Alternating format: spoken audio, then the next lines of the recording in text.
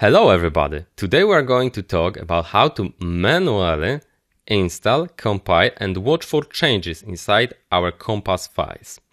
Because you might not want to use the NetBeans. However, I really recommend this idea. It's really cool and it's free, right? Because now it will not be so nice to use. Of course, you need to what? You need to install the Compass using command like that. Of course, you need to also install the Ruby, but I assume that you have got it installed already. So you are waiting a second, bam, and the Compass is installed properly. Now, what to do from that place?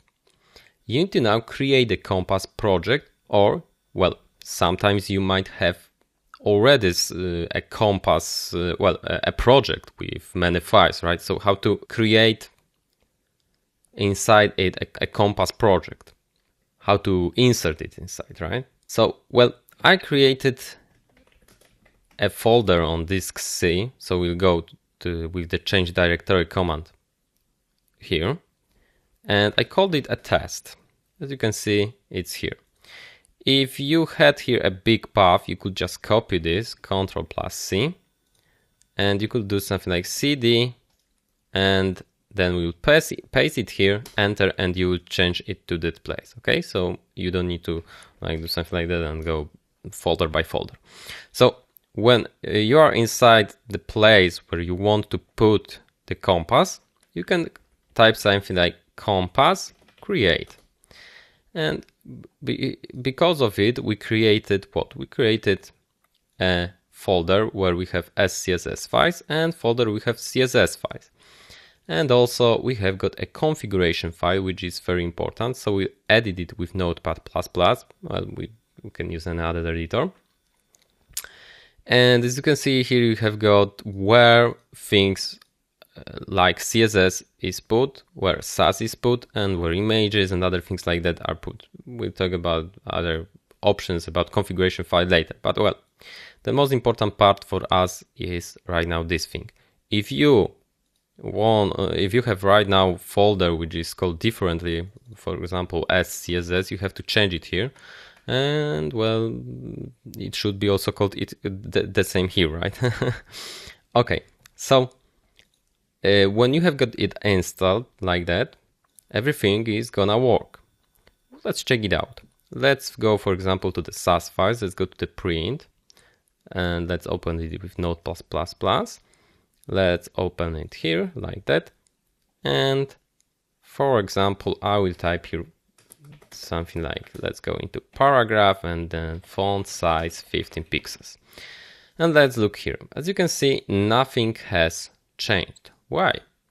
Because, the truth is that the Compass is a Ruby program and you need to run this program somehow, right? So the truth is that the most important thing for the Compass is right now this config file. You could just copy this config file and it should work, right?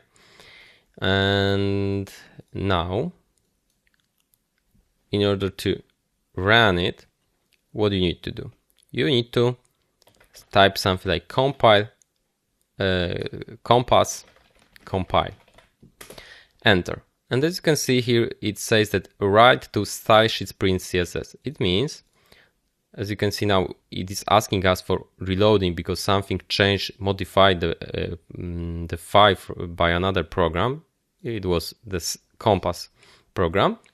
I refresh it, and as you can see, I have got this font size here. Okay, let's use the Compass, something from Compass. So I will include border radius 15 pixels, okay, like that, and of course it will not compile properly. Why? Because it is undefined, the border radius here, and we have got more error here. Why? Because we didn't import Compass. Remember about it. So now when we compile it, bam, we have got here the result. So everything works fine. You need to remember that you need to be in that folder, exactly in that folder where you have got the config, right? Okay, so you might be now wondering, oh, so I have to, every time when I change something, do something like that? No, you don't need to. You can do also something like compass watch, which, as you can see now, is watching for changes. So when I change anything here, so for example here to 10 pixels, as you can see, it says here modified sasprints SCSS, so this file, and let's write to this file. And as you can see, it's asking for reloading this file again, and 10 pixels is here. So now I can just minimize this thing and I can do whatever I want. The problem about this solution is that, well, you need to every time type this compass watch, right? When we want to do something using compass, which is not so cool. I really prefer using IDE because, well, then you do not lose your precious time. Okay, so in order to stop watching, I use the Ctrl+C shortcut, and it's asking us if you want to end it. I'm typing T. Probably in your system it will be Y, because, well, you have got the English system or maybe any other language. So we have got now exited the compass watching machine, and it's not working anymore when we change something, right? But that's how you do it manually.